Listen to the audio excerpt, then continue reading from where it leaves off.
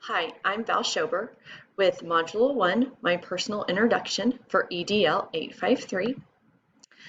About me, I am married with 2 children. Our son will be a senior in high school this next school year, and our daughter will be a sophomore at Missouri Southern in Joplin. We live in a small town, Inman, which is in between McPherson and Hutchinson, so my kids have gone to a small 2A school. I work actually in Hutchinson. We love to travel. We are going to go on a cruise this summer. That has been put on hold. I have 2 sisters. We went on our first adult-only, all-inclusive vacation this last November, with our kids being old enough to do that. I competed in my first half marathon last October, and I'm hoping to do one again this next October. I have worked for 22 years with the Reno County Infant Toddler Program as an early childhood special educator. The last 3 years I have done that part-time and have been the program coordinator part-time, which is the administrator of the program. I have a wonderful staff. We have great relationship. We do wonderful things. There is a team of 12 of us. I work with infants and toddlers with special needs, so the picture up in the right is an example of me working with a baby in their home. The Early Education Center is a program birth to 5. 0 to 3 is in the home with direct primary providers, and 3 to 5 is a preschool, which we have classrooms that are 50-50. 50% of children are on an IEP, and 50% of children are either paid preschool slots or in daycare. So I am very familiar with special education.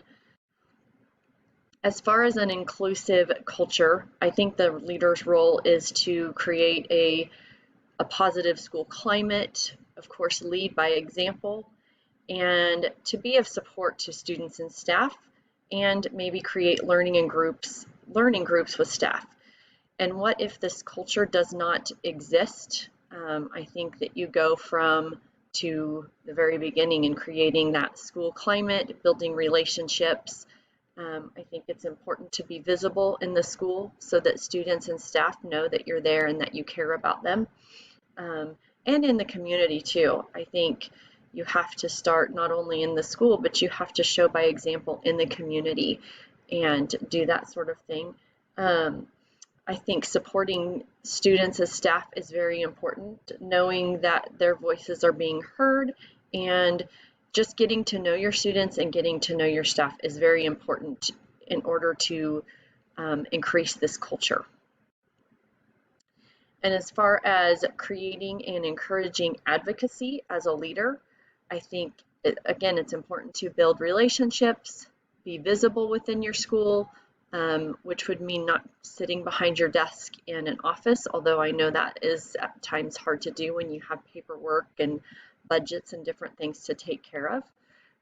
Model the behavior that you want your staff to also take on, valuing each student, which could be valuing their strengths, needs, looking at all of that, and being positive. I chose this picture because I just think being positive, having a smile on your face,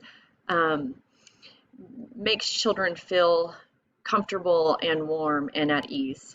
And collaborating with staff, creating different relationships amongst your staff so that you're collaborating with them and not doing it all on your own. And celebrating things, small things that happen in the school, big things that happen in the school, so the kids and the students see that. Equitable treatment in an inclusive environment, of course, the belief that all children learn, grow, and succeed. Know your students, the different cultures and backgrounds within your school and with your staff. Learn strengths and needs of all your students and staff. I think it's important to establish leadership teams. You can't do this all by yourself. Having building-wide policies for curriculum instruction. For example, our preschool does conscious discipline, so all of the classroom teachers in the school do that. And creating the climate and relationships we have, which we kind of talked about in the last 2 slides. And how to change some of those negative assumptions would be to of course, build those relationships. I think that relationship building is the key to most of this. Create team building opportunities. Learn what is working and what is not working in your school, and maybe have a school-wide plan for improvement.